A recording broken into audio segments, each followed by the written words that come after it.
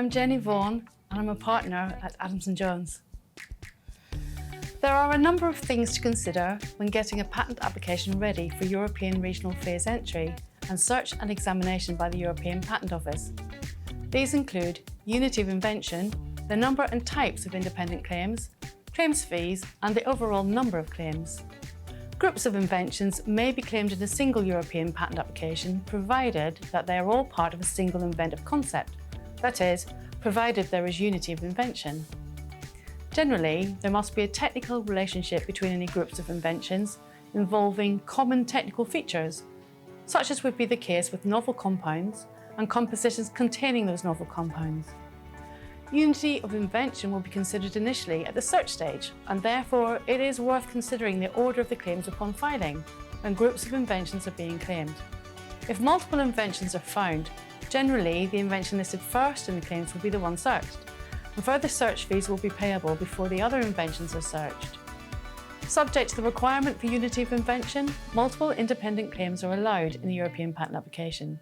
These can be in different categories, that is, product, process, apparatus and use. As a general rule, there should not be more than one independent claim in a single category, but there are situations in which multiple independent claims in the same category will be allowed.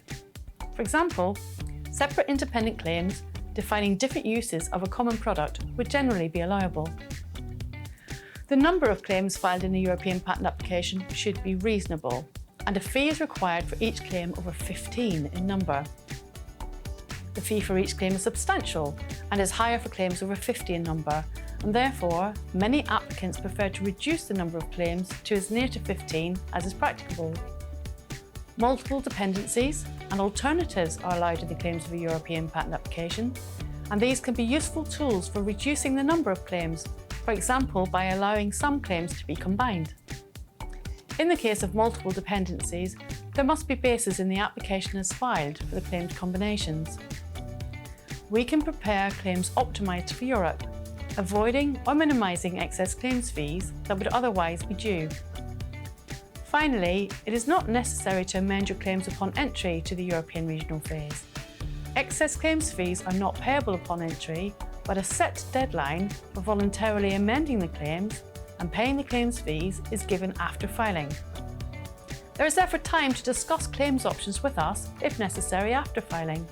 Further information can be found on our website, which also includes our PCT to EP cost calculator for European regional phase entry.